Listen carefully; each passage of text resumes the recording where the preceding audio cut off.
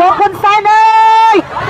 មកចោះចេញហៅមួយមកទ្រឹស្ដីសង្គមដែលពលរដ្ឋទូទៅតែងតែនិយាយស្លឹកចេកនឹងត្រូវបោះចោលបន្ទាប់ពីប្រើរួចបានឆ្លុះបញ្ចាំងពីស្ថានភាពអ្នកស្រីធីសវណ្ណថានិងប្តីនៅពេលនេះបន្ទាប់ពីពួកគេបានបោះបង់គណៈបកប្រឆាំងទៅចូលរួមជីវភាពនយោបាយជាមួយគណៈបកប្រជាជនកម្ពុជាអស់ជិត10ឆ្នាំភាពហឺហាពីដំបូង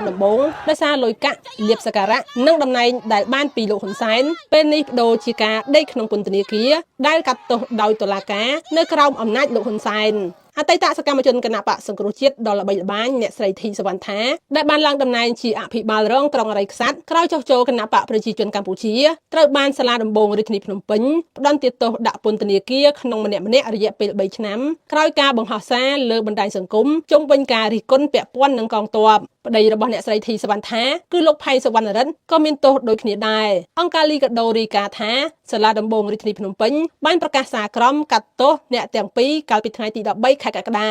អ្នកខ្លំមើលលើកឡើងថាការបង្ហោះសារលើបណ្ដាញសង្គមរបស់អ្នកស្រីធីសវណ្ណថានិងប្តីរិះគន់អំពីរឿងកងទ័ពនោះគឺជាសេរីភាពបញ្ចេញមតិតាមស្មារតីរដ្ឋធម្មនុញ្ញប៉ុណ្ណោះនិងមិនមែនជាកំហុសផ្លូវច្បាប់ដែលត្រូវផ្ដន្ទាទោសឡើយប៉ុន្តែការកាត់ទោសអ្នកទាំងពីរនៅពេលនេះអាចជាប់ពាក់ព័ន្ធនឹងការសងសឹកនយោបាយដែលលោកហ៊ុនសែននៅចងគំនុំរឿងអ្នកស្រីធីសវណ្ណថាធ្លាប់បានរិះគន់លោកហ៊ុនសែនធ្ងន់កាលពេលអ្នកស្រីជាសកម្មជនគណបកសង្គ្រោះជាតិជាមេរៀនមួយទៅដល់អ្នកគ្រប់គ្នានៅក្នុងប្រទេសកម្ពុជានឹងមិនថាអ្នកនឹងគ្រប់គ្រងបកប្រឆាំងឬក៏គ្រប់គ្រងបកកណ្ដាលអំណាចឬក៏អ្នកនឹងចោះចូលគណៈបកកណ្ដាលអំណាចឲ្យបានសុខស្រួលទេអត់ទេណាគឺចោះចូលគណៈបកកណ្ដាលអំណាចឲ្យអាចបានទទួលប្រយោជន៍គឺជាប្រយោជន៍ដោះដូរទិញទឹកចិត្តហើយត្រូវបម្រើការឲ្យលោកហ៊ុនសែនហើយនៅពេលណាដែលលោកហ៊ុនសែនលោកហ៊ុនម៉ាណែតប្រើអស់សាច់ហើយយើងប្រើពាក្យអញ្ចឹងចុះចង់កម្ចាត់ចោលពេលណាក៏ស្រេចតែគេអាហ្នឹងវាអញ្ចឹងរបបហ្នឹងគឺជារបបគ្មានច្បាប់គ្មានទម្លាប់ទេគឺដឹកនាំតាមតែមាត់របស់មេដឹកនាំថាម៉េចគឺអញ្ចឹងតុលាការក៏គ្មានសិទ្ធិ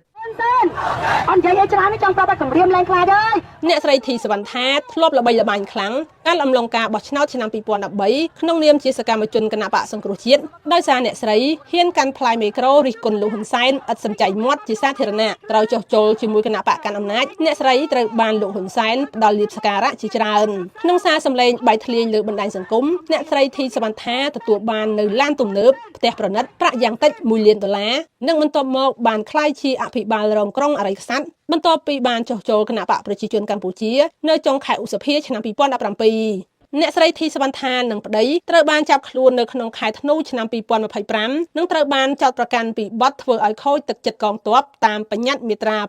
472នៃក្រមព្រហ្មទណ្ឌដែលត្រូវប្រឈមនឹងការជាប់ពន្ធនាគារ2ទៅ5ឆ្នាំបច្ចុប្បន្នអ្នកស្រីធីសវណ្ណថាកំពុងជាប់ឃុំក្នុងពន្ធនាគារខេត្តកំពង់ស្ពឺរីឯលោកសវណ្ណរិទ្ធជាប្តីជាប់ឃុំនៅក្នុងពន្ធនាគារខេត្តកណ្ដាល